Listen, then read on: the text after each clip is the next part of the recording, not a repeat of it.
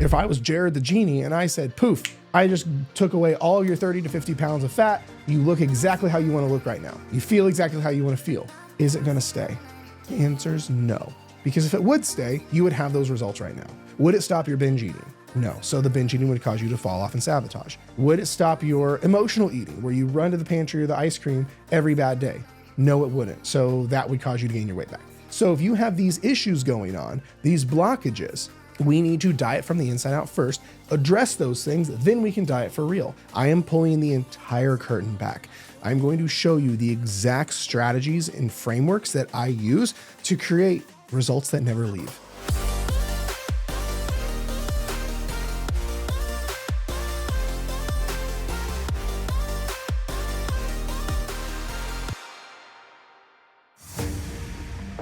What's going on, guys? Welcome back to a brand new episode of Dieting from the Inside Out. If you're new around here, welcome to the show. My name is Jared Hamilton, and I'm so excited that you're here because in today's episode, I am pulling the entire curtain back. I'm going to show you the exact strategies and frameworks that I use to create results that never leave. I've been coaching for the time of filming this well over the last decade, like 13-ish years ago, or total, I think, so far. Having worked with hundreds and hundreds of, probably not thousands of people by this point, I have a very specific way from a principle standpoint I approach anyone I work with. And it doesn't matter whether this is a more exclusive one-on-one dynamic, whether it is like in my collective where it's a group dynamic, or if someone is literally doing a strategy session with me and I have to point them in the right direction and that's the only time they're ever going to talk to me, it's the same overall strategy and framework. But how we apply it to each individual is different. But I think it would help you guys a lot if you understood the exact frameworks that I use, the exact way I think about transformation. Because for me, here's the thing, before we get into it, I'm such a principles guy, right? If you look at any area in your life that you're successful with, it's probably because you're a principles oriented person. It's not because you're like, oh, I only do it this way, in any way other than this way is wrong. Well, that's good until that way runs its course or until life has other ideas or predicaments.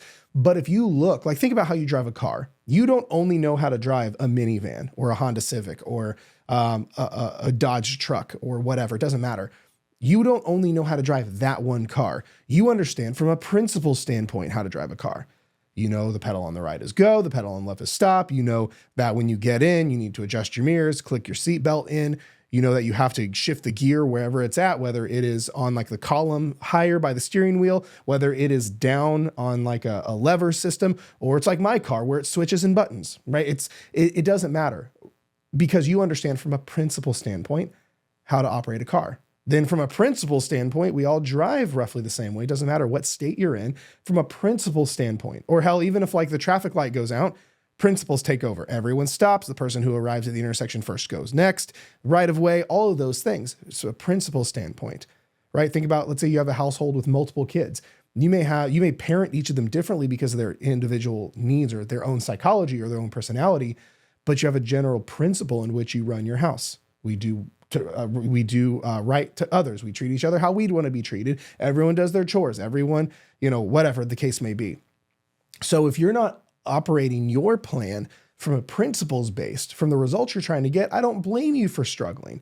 Because if you're just living the land of throwing shit to the wall, hoping something sticks, I don't blame you at all for struggling forever. You know what I mean? So in this episode, I'm going to show you, I have this broken down into two parts. In this episode of Dieting from the Inside Out, I'm going to show you on a high level how I create results, like my overarching 30,000 foot view, like a helicopter view looking down, how I create results. But then in the trenches, some of the specifics, the specific frameworks, the specific principles, the specific tactics that I use, because here's what I don't want to do and what you're not going to find in this episode. I'm not going to sit here and go, oh, you need to be in a calorie deficit. You need to prioritize protein. You need to have fruits and vegetables in every meal you eat. I'm not going to do that. You know all that shit. And here's the reality is most people who approach their fat loss with just that, they don't make it. Right? If I could snap my fingers right now and give you the best metabolism, the best macros, the best menu, the best workouts, the best everything. And guess what? You probably still wouldn't lose the weight. Would you? If I could snap my fingers right now and I gave you all of those, would you be good? The vast majority of you would probably go, oh no, I wouldn't. Well, why? Tactically, Well, you'd probably still be binging on the weekends. You'd probably still live in the land of once I start, I can't stop. You'd probably fall off whenever Christmas and holidays roll around. You'd still probably struggle with that all or nothing mentality or that perfectionist vibe going on. You would still probably have a panic attack when you step on the scale and say, fuck this shit and start over Monday, right? All of the things would still be going on that's causing the problem. You'd still probably have a horrible relationship with food. You'd probably still know what to do, but don't do it. It's all these still things, that's just off the top of my head, would still more than likely be running rampant on your journey, right? Well, if that's the case, just giving you a very surface level, eat less, move more, work harder, have more protein isn't going to help you, right? So it's why I always say, and I tell clients, we cannot take a surface level problem to an inner game issue. It never works. So let's talk about how, so I'm going to, again, use my coaching brain when I'm working with someone, how we make this happen. Okay. So here's the thing on a high level, because again, I think you need to understand conceptually what we're talking about before we get into the details. So when it comes to changing anyone, right? When me or my team work with anyone, everything when my program comes down to 3 very distinct stages for this reason. Now, if you've followed the podcast for a while, you've probably heard this before, but if you're still struggling, it's probably because you're not applying it very well. Because here's the thing, whenever I work with someone, I really break it down to 3 very distinct steps. Step 1, we call it dieting from the inside out, the name of the podcast. Step 2, I call it boring fat loss because that's how fat loss should be. And step 3, I call it maintenance mastery because now this is our exit strategy. Now, here's the thing. Most people are just trying to go into a weight loss stage. You're like, oh, I hate the way I look and feel. I'm trying to lose fat. I'm trying to get the pounds to come off. And I get it. It's most people, when they reach the point where they go, fuck, I hate the way I look and feel, they are raring to go to get into a fat loss phase because they hate how they look so much or hate how they feel. The problem is we cannot use that desperation to do this the wrong way. Imagine buying a house and you're in such a hurry to build the house that you tell the builders to skip the foundation. Or let's say you're shopping for a house. I remember when my wife and I were shopping for our first house, we found a house that we're like, oh, this could work. We love this house. It had foundation issues. There's a ginormous crack going through the foundation on the outside. Well, that was enough. We're like, nope, we're not doing it. Like, right, we wanted to move into a house. Actually, the house we lived in before this had mold problems. So we were in a hurry to move out, but we didn't want to let the mold problems in our old house enable us to make a bad decision of a house that had a faulty foundation that would have either caved in or cost us more money than what it was worth. Don't do the same thing for you here. Just because you are in a hurry, or dare I say desperate, to get out of your current situation, do not for a second let that emotional response allow you to make a poor decision around skipping over the stage 1. Because I always say it, I've said it for years, we have to diet from the inside out first before we diet for real. Because just like I asked a couple minutes ago, if I gave you the best, all that stuff, would you be good? The answer is most likely no. Or I'll take it a step further.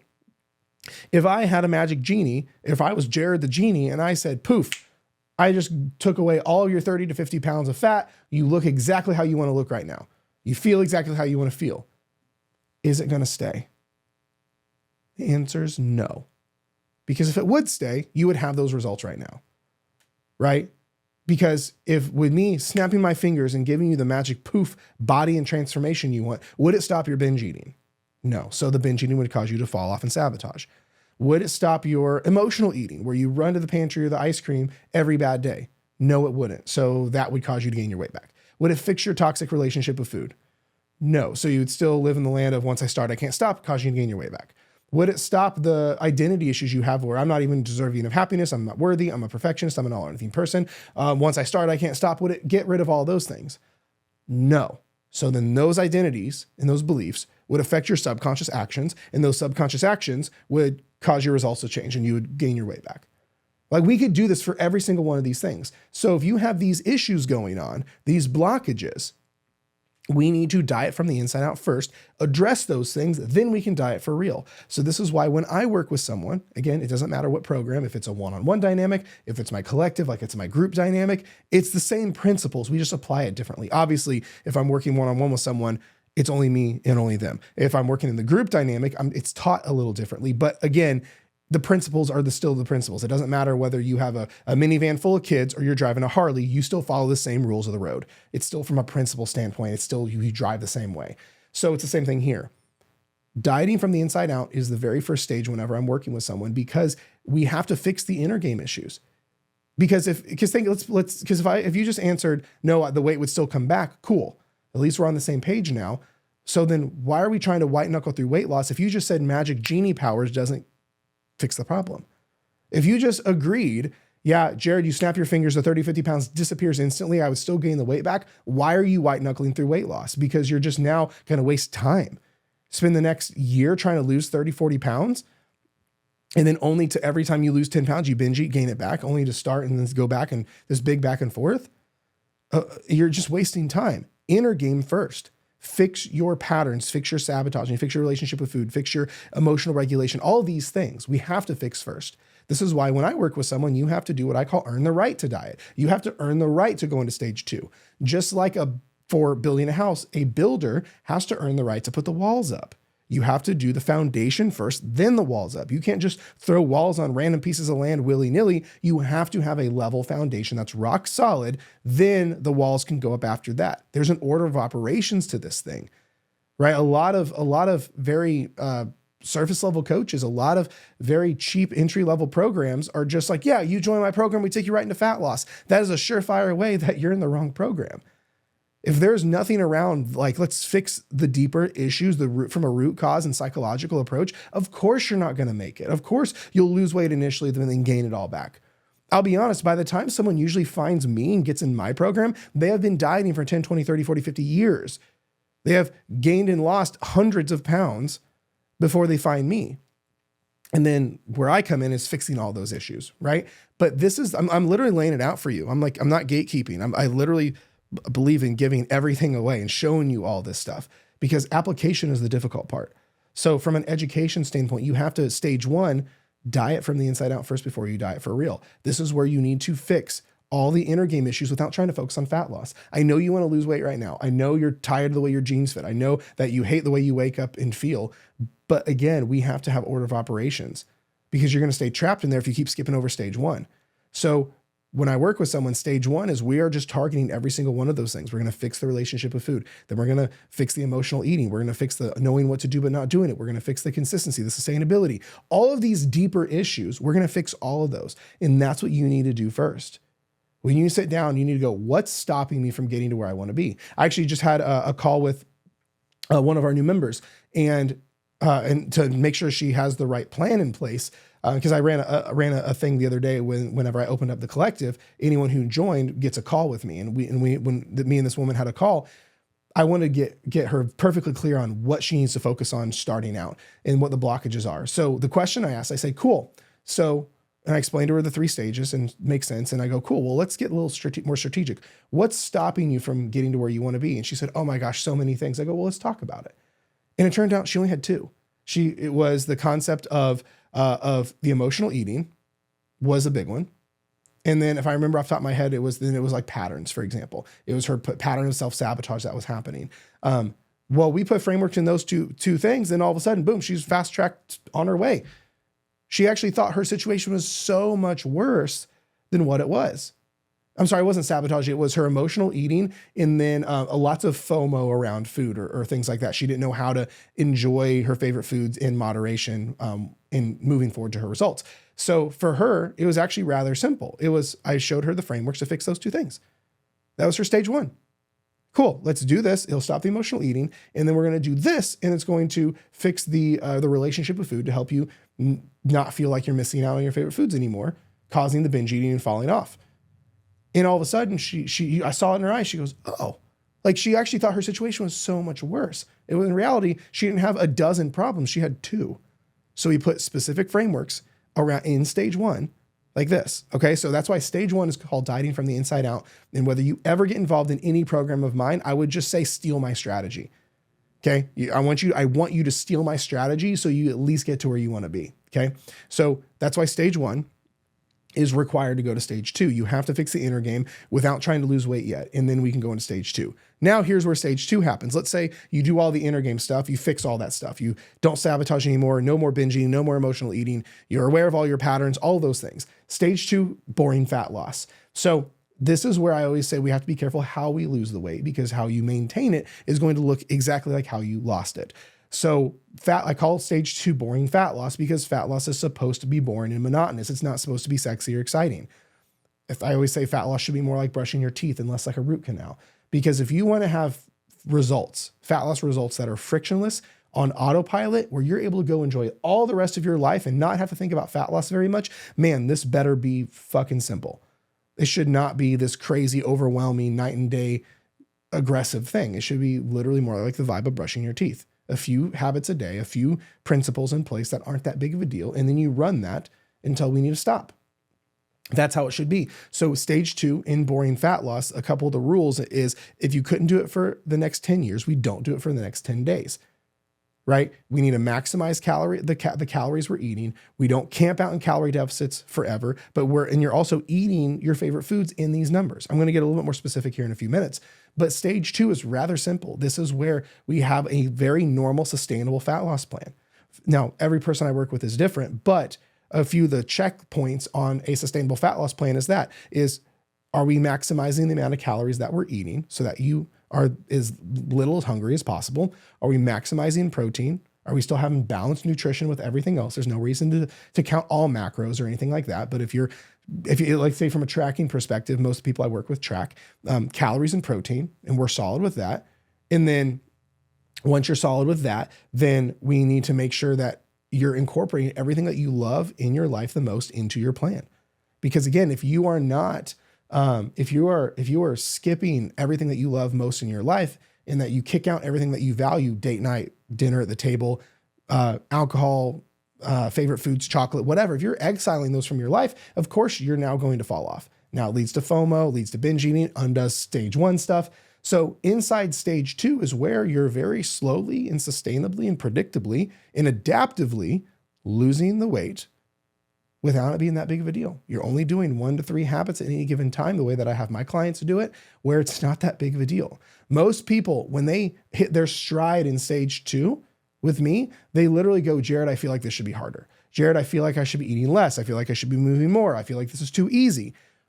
Meanwhile, 9 times out of 10, they say that, and it's while achieving the most amazing results they've ever achieved and been the furthest out than they've ever been. And that's the point. Your old conditioning is what has you to believe that fat loss has to be crazy hard. It has to be crazy deprived in a suffering contest. That's not how it is. Stage 2 has inner work in it as well. You're still maintaining all the inner game stuff, but you're also rewriting your brain neurologically on how much you can enjoy your life while losing the weight. Okay, that's why it's called boring fat loss. It should not be that big of a deal. Most people sabotage in stage 2 because it gets pretty boring. You're doing the same thing over and over. People will say, oh, Jared, it's so monotonous. I go, that's great, because monotonous is consistent. If you think about the most and best results you've ever had in your life are probably areas like brushing your teeth, feeding your dog, getting dressed in the morning, the way you shower, the way you floss your teeth. You don't change those things up. You do them the exact same way over and over and over again because it's so sustainable. But you don't complain that, oh, this is monotonous and boring. No, it's ridiculously consistent and it works. So that's stage 2. Stage 3 is what we call maintenance mastery, because most people have never been taught how to keep the weight off once they lose it. Because here's the thing. You think it's by accident that whenever someone, let's say, retires from work, they're 9 to 5, they find a part-time job or they get crazy hobbies where it's almost like a job again, excuse me, or why most empty nesters all of a sudden become super grandparents or they find other things to parent. It's because your brain doesn't have a job, right? If you've had a job, or let me rephrase that. If you've had a particular job for years on end, and then all of a sudden that job is taken away, your brain goes, ooh, I better go find another one. It's why, again, most empty nesters become super grandparents, or they're watching kids all the time, or they get a bunch of pets. They have to have something now to parent, because that parenting part of their brain now doesn't have a job. So it goes and finds a job. Or it's why when most people retire, they go find a job or duties or all these things, is because that part of their brain that didn't have a job now goes and finds a job. Well, if you've been a dieter your whole life and you've always been on a diet, you've always been trying to lose weight, and now you finally made it and you don't have a reason to diet, your brain is going to go, uh-oh, we need to go find a job. And it will go, listen to me on this, gain the weight back subconsciously so you can have the job of dieting again to go lose it again. This is why so many people, knowing and unknowingly, gain their weight back, because the mind gravitates to what's most familiar, and every new level comes a new devil. So after you lose all the weight, most of you listening to this have never done it. You've never made it to your finish line and lost all the weight. And so then it's no wonder your brain goes, oh, we better go gain the weight back because I don't know a life that's not dieting. And you're having a little mini identity crisis because you identify as a dieter and you lost the weight. And now you're not that means it's a threat to the dieter brain. So now you go gain the weight back to lose it and go on a diet again. So your brain goes, okay, we're back to dieting again. At least this feels familiar. How fucked up is that? Again, not your fault, no judgment. It's how your mind works. So if you don't have a plan that is interwoven in your psychology, you're going to fail because you are a psychological creature. You have to understand that. So that's why stage 3, the way that I coach, is maintenance mastery, where we teach our clients how to go through their life with their newfound results.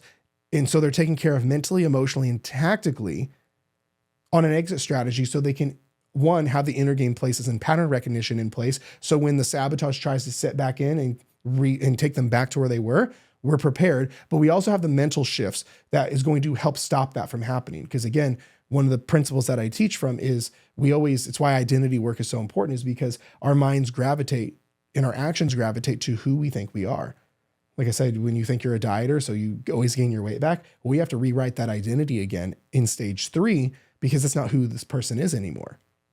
So then ideally their actions subconsciously stop going back to that. Hope I'm not getting too in the weeds here. I'm just trying to lay it all out for you. So this is why it's so important to have a completely full ecosystem and faceted plan when it comes to your results. This is why after even just hearing, this is the high level overview. Even just hearing this, you might be feeling like, wow, I guess my eat less, move more, work harder. I don't mean this disrespectfully, sounds kind of juvenile. Sounds kind of like surface level, or like, oh, I just cut out carbs and I lose weight, or I just follow Optavia and eat their food, or I just count points and do Weight Watchers. Do you see why, if we compare that plan to versus like what I'm teaching here, it's like a pond versus an ocean in terms of depth. And this is why you see all the results of our clients, and it doesn't matter whether it's one-on-one, a group, with my team, it doesn't matter. It's like, if me and my team are involved, results happen and results stick. It's because we take this philosophy everywhere. It doesn't matter how we're helping. This is the underbelly, the energy that goes through all of it. It's our true north, these 3 stages. And if it doesn't align with these 3 stages, we don't do it. If I have someone that's applying for coaching and wants to deviate from these 3 stages, we don't do it. They're like, sorry, this isn't the right fit, right? Because this is our true north. And this is why also I'm not for everyone. I have some people who are like a little too impatient and they're like, no, I don't want to do the inner game thing. Okay, cool. I'm not your person. Like, I don't play hardball, guys. I only want the right people here. I only want the right people who are going to take this information and run with it, listening to this show, joining my programs, getting involved in my collective, following me on Instagram. I want to repel everyone else. I'm not here to change anyone's mind. I'm here to literally teach the people who are receptive to this. This is why, I don't argue with people. I had someone hop on a call with me 6 months ago that's scheduled. I ran a promo thing where people could get a free clarity call with me. And this lady wanted to argue about her water fast. And I'm like, I'm just not your person. I'm not going to sit here and argue water fasting, which is one of the worst things you could do.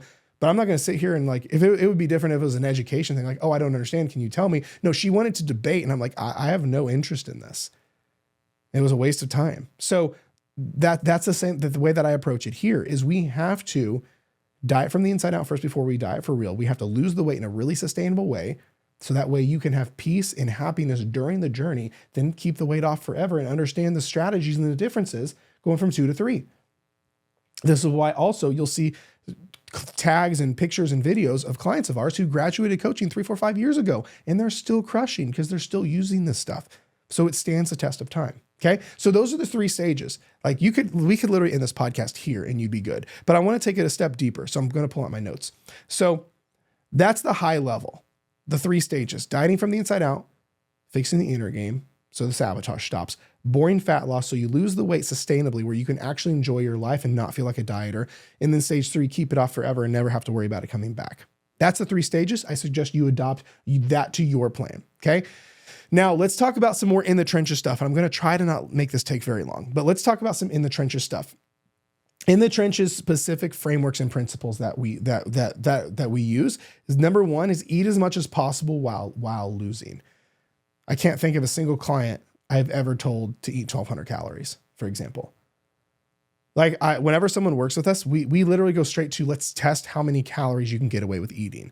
And most people are shocked. Some clients, it may be 3 or 4 or 500 more than what they thought. But then we've had some clients who like their calorie intake literally doubled and lost weight because your metabolism mirrors your calorie intake and it fuels all these other things. And there's a whole science talk behind it. But otherwise, the very first principle is we eat as much as possible while losing.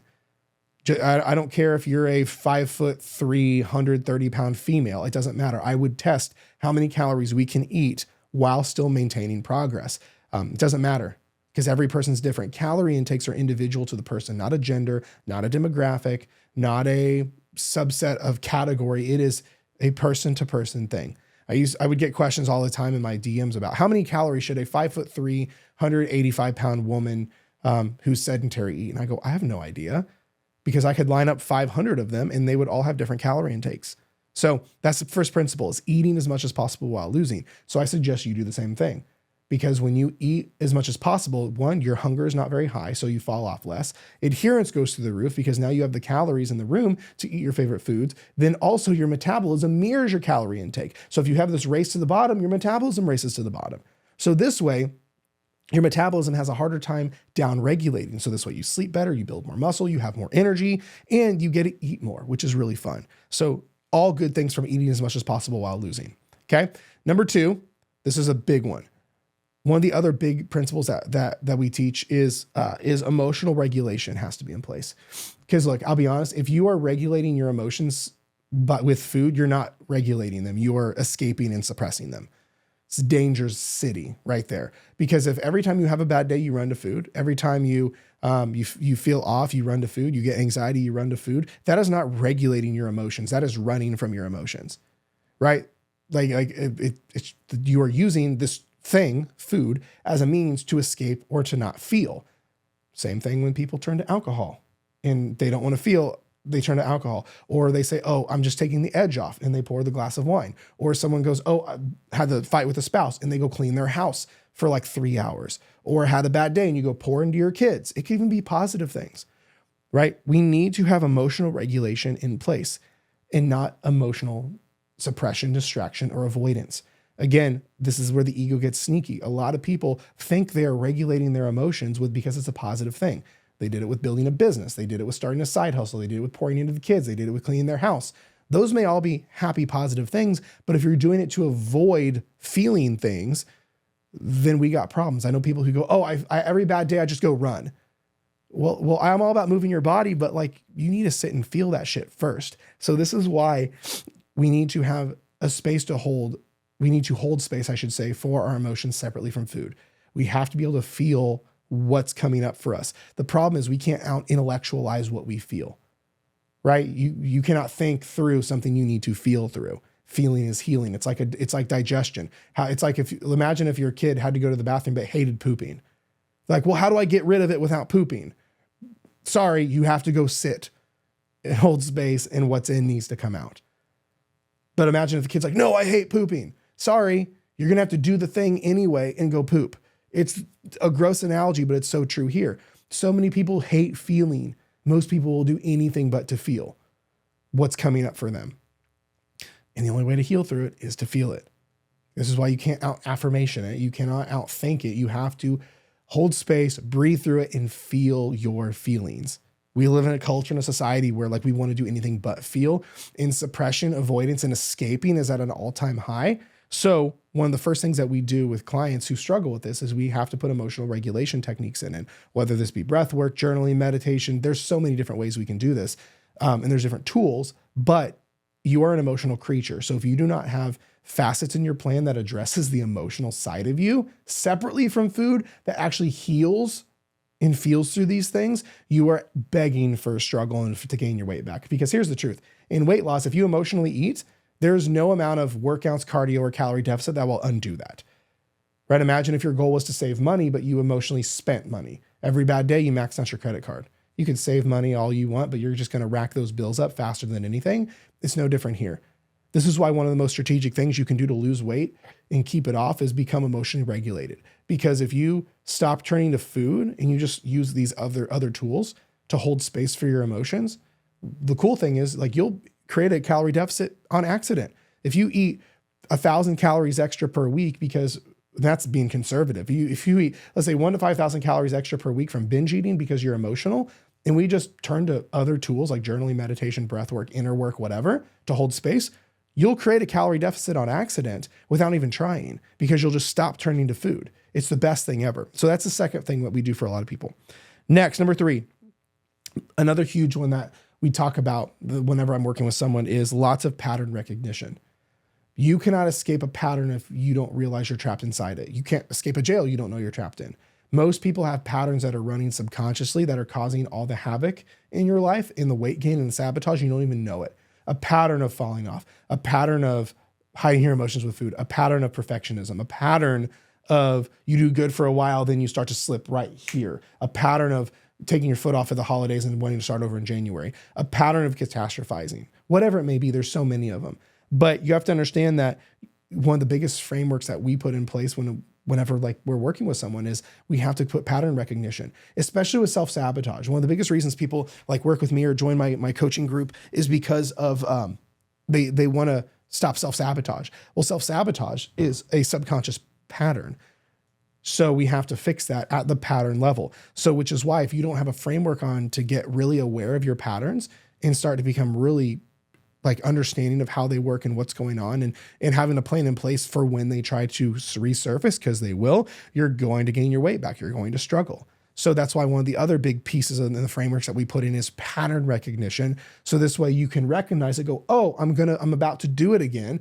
Then we can put the plan in place. Hopefully this is making sense. Next, I've talked about this one a little bit, shifting your identity.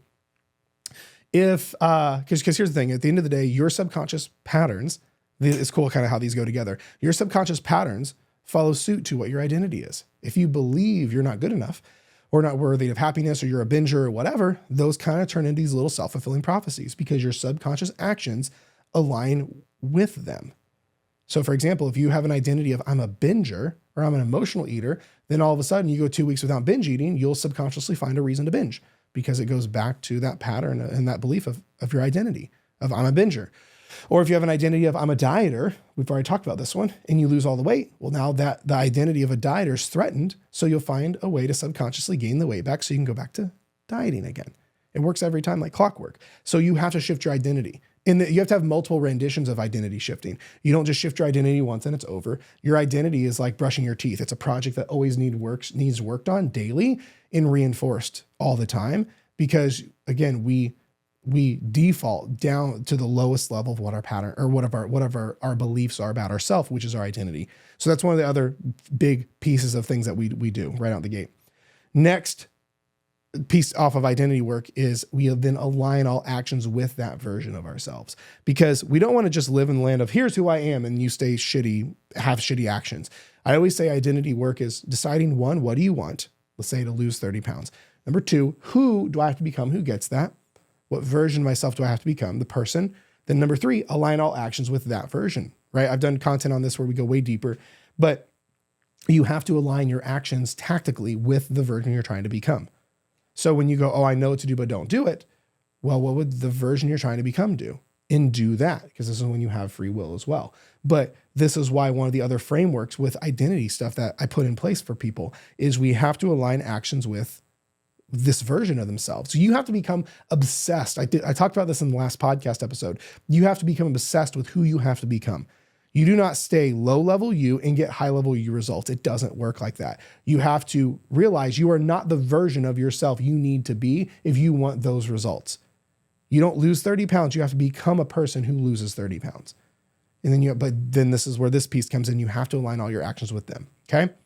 Next, the next framework that we use is nothing is off limits. Whenever I'm working with someone, again, it doesn't matter in my group, in my one-on-one or my team, it doesn't matter. Nothing is off limits. We don't ever tell someone you cannot eat that because number 1, this inner rebel pattern comes out and wants to eat it. But then also it's the dose that makes poison lethal, right? This is why I don't identify with any diet strategy. I've never put a client on Weight Watchers or keto or Optavia, or it doesn't matter. Any of those name brand diets. I don't do that. It's because they aren't a good fit for most people. I've never actually found someone who they're a good fit for. Otherwise I would have recommended them, but it's never been the case. But the thing that we do is nothing is off limits. And this is why you should never have anything off limits. Again, it's why it's so important to have a great relationship with food, because usually right about now, when I say, oh, nothing's off limits, just have it in moderation, people go, but Jared, once I start, I can't stop. Exactly. That's why it goes back to stage one. We need to fix that very first. That's a relationship with food issue. That's a belief issue. We have to fix that first in the stage one. Do you see how all these like come together? So, but at the end of the day, nothing's off limits, which means you should have a very balanced plan where it's very flexible, where nothing's off limits. Yes, we have guidelines. Yes, you shouldn't just eat entire pizzas at once or entire boxes of Pop-Tarts or bags of gummy bears. But that just because you can't or should not have the whole bag of gummy bears doesn't mean you can't allow yourself to have gummy bears in moderation. Because at the end of the day, food is more than fuel. There's nothing wrong with birthday cake, wine, going out to eat, processed food, sugar. It's all about the relationship with it and the context around it. Hopefully this is making sense. Almost done. Next framework is we look at all metrics and make educated decisions. This is one I would highly recommend you do. We don't base really anything off of feeling, right? Of course, there's a level of like, oh, I feel my clothes fitting better. That's a little bit different. But we always look at hard metrics, because this is where, like, for example, I've had so many people go, Jared, I'm doing everything right, but I'm not making progress. I go, well, how are you measuring progress? They go, well, I'm not, because I can feel it. I go, you're too biased. It's not how it works. You cannot complain you aren't making progress if you are not monitoring that progress. Because 9 times out of 10, whenever I've had a client go, Jared, I'm doing everything right, but I'm not making progress, I take a look at their pictures and go, what happened to that fat roll? What happened to the sports bra that was cutting into you here? It's not cutting into you here. What about like, oh, in this picture, your stomach went out in front of your boobs, but in this picture, your stomach is not outside of your boobs. And 9 times out of 10, they go, oh, I guess I didn't see that. Again, I don't mean this disrespectfully. I don't mean this in any way, shape, or form negative. This is why we have to have metrics, because I love you, but you're biased as fuck. You are negatively biased as a motherfucker when it comes to progress about yourself. I've had clients lose 100 pounds and say, I still feel fat. I have had clients go from like love handles to abs and feel like they haven't made progress. I've had clients lose 3 or 4 or 5 pant sizes and then think they haven't made progress. I've had clients in the same breath say, I guess my pants are fitting better and I'm down a pant size or 2 and my stomach is flat, but I feel like I'm not losing weight, in the same breath. This is why sabotage is so sneaky, because all that is ego. We all have an ego, but you have to understand all of that is ego talking. And this is why we always look at metrics and make educated decisions based off those metrics. Pants are fitting better? Dope. Ring falls off your finger now? Dope. Scale is trending downward? Awesome. Or scale is up, but pants are down, measurements are down? Awesome. We only make educated decisions, because at the end of the day, if we base it off of just emotion and do I feel like I'm making progress, that is so blind. Try running your finances like that. Try running a business like that. Try running your marriage like that. It will never work. So here we look at data and decisions. And again, there's more than just the scale. Actually, the scale is my least favorite metric to use, but we'll still use it. But otherwise, I've had so many cases where clients literally stayed the entire same weight for 6 months plus, but they had an entire body transformation. They went from looking 9 months pregnant to not, but the weight stayed the same, because there's a lot that makes up what you weigh. Which is why whenever we go, I feel like I shouldn't weigh this much. Well, there's a feeling again. Hold space for that, but that doesn't necessarily mean we make decisions off of that. Well, I feel like I should be further ahead. Well, let's look at the data. Well, we're not as consistent as we think. Oh, it's only been a week and a half, right? This is why we can't make all these night and day program decisions based off of what you're feeling. We hold space for our emotions, yes, but we do not dictate the plan off of them. Hopefully that makes sense. Then finally, this is one of the most important things ever.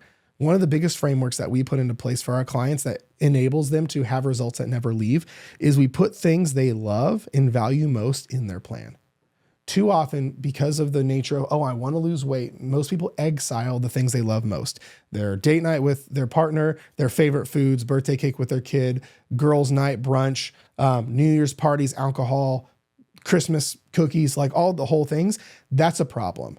Because if you are giving up everything that you love and value the most, where you're waiting to go back to normal, your results will go back to normal when that happens. And I don't want that for you. What if we just made a plan that was so doable, so sustainable, so practical, and so adaptable, where you didn't feel like you were dieting, where you didn't feel like you were aggressively trying to lose weight, where you didn't feel like you're missing out, where you didn't feel like there's stuff you can't have, where you didn't even think about going back to normal because you're like, fuck, normal was a nightmare. This is what I love now. That's what this is about. That's how we're going to do this. And that's the difference here. So that's exactly how we create results, or like across, again, like I said, it doesn't matter what I'm doing. It doesn't matter how I'm working with someone. Again, whether this is a one-on-one thing, whether it is my coaching group, the collective, it doesn't matter. This is the framework to create results. And over the last 13 plus years, this is what I've found creates the results the best. And I'm constantly refining how we create results so it always delivers the best, fastest, and most sustainable results possible for the people we work with. So I hope this was helpful. I hope it provided some insight on how that you can take this strategy. Because what I want you to do is I want you to take this and run with it. I want you to steal my strategy. This is why I did this episode. I want you to take it, steal it, run it, and create results for yourself. Now, if after listening to this, you're like, oh shit, there's no way I can do that by myself, and I want help, then you can always apply for coaching or join my collective in the description below.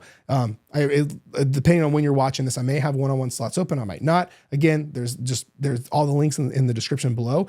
But if you really like the way this feels and you feel aligned with this and you feel like, I think this could work for me, and you're the kind of person who likes to have coaching and help and where all the thought process is taken out, what I would definitely do is go to the description and either apply for coaching or join my collective, set up a call, whatever we need to do to get you to where you want to be, then we'll go from there. Otherwise, I appreciate you tuning in to the episode. I love you and I appreciate you. Be sure to subscribe, and I will talk to you next time.